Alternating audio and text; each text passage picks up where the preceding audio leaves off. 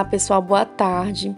Hoje nós vamos fazer a correção da atividade que foi direcionada na aula passada, das páginas 33, 34 e 35 do livro de português. A primeira questão da atividade pede para que a gente possa observar essa página do dicionário que está localizada na página 33 do livro de vocês, certo? Então, a gente vai observar. E em seguida, vamos para a primeira questão. E no item A, pede para a gente reler o trecho do poema Cavalos Pálidos, que diz assim: crinas perdidas clamando ao vento. E a primeira perguntinha é: em sua opinião, qual o sentido da palavra clamando no poema? Na nossa aula, nós fizemos a constatação de que essa palavra clamando teria o sentido de voando, flutuar, crinas perdidas voando ao vento. E aí, no item B, pede assim: a resposta que você deu na atividade anterior representa o mesmo sentido do verbo clamar na página do dicionário? E agora nós vamos observar qual é o sentido da palavra clamar lá no dicionário. E a palavra clamar tem o sentido de pedir alguma coisa em voz muito alta e de modo insistente, brandar, gritar, clamar por ajuda.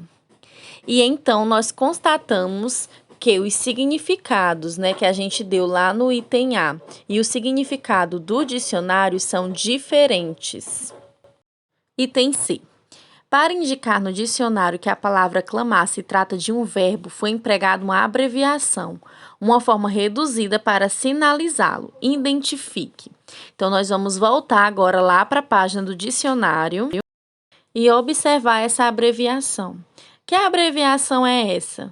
Vocês conseguem identificar aí esse V e esse ponto logo após o verbo? Então, essa é a abreviação da palavra verbo. Então, qual é a abreviação? V. Ponto. Na segunda questão, fala assim: nessa página do dicionário há outras abreviações. Veja algumas e relacione aos seus respectivos significados. E aí nós temos um quadro com algumas abreviações presentes no dicionário. E agora nós vamos relacionar essas abreviações com o significado delas. E aí nós temos a primeira sigla, SM, que significa substantivo masculino. Então, nós vamos colocar a sigla SM no quadrinho dos substantivos masculinos. Depois nós temos a sigla SF, que significa substantivo feminino. SMF significa substantivo masculino e feminino. AM, adjetivo masculino. AMF, adjetivo masculino e feminino. PL, plural.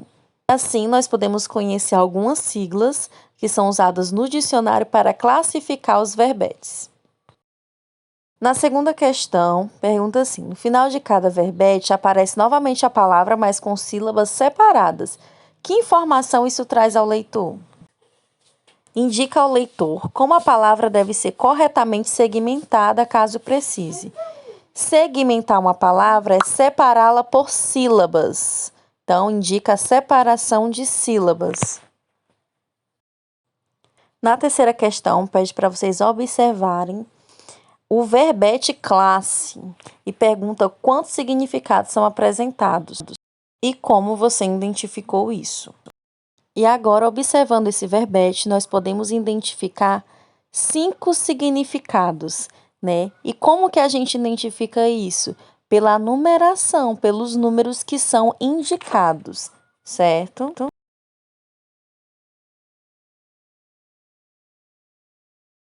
Na questão 4, pedi para vocês encontrarem as palavras clarinete e clarineta na página do dicionário e identificar o que o símbolo da vogal E acentuada com acento circunflexo entre parênteses significava na frente da palavra, O que ele queria dizer?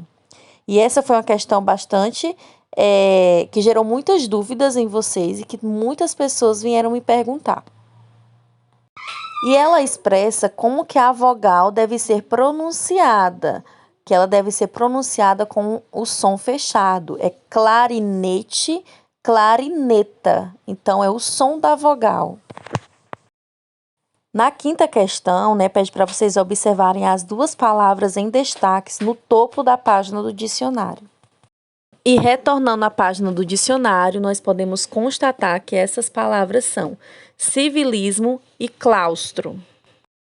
No item B, pergunta que posição elas ocupam entre os verbetes dessa página. Então, elas ocupam as posições de primeira e última palavra do dicionário, da página. Civilismo é a primeira palavra e claustro a última palavra.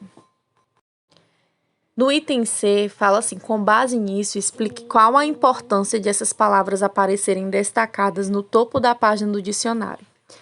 A importância disso é para orientação, para vocês, quando colocarem na página, saberem quais são as palavras que vão iniciar ali naquela página e quais serão as palavras finais da página. E aí, no final, nós temos uma definição de dicionário, que é um importante instrumento para consulta, além de trazer sentidos de uma palavra, pode indicar sua classificação gramatical, a divisão silábica, os limites de palavras por páginas e etc. Então, a nossa correção hoje é essa. Obrigada, pessoal, e até a próxima.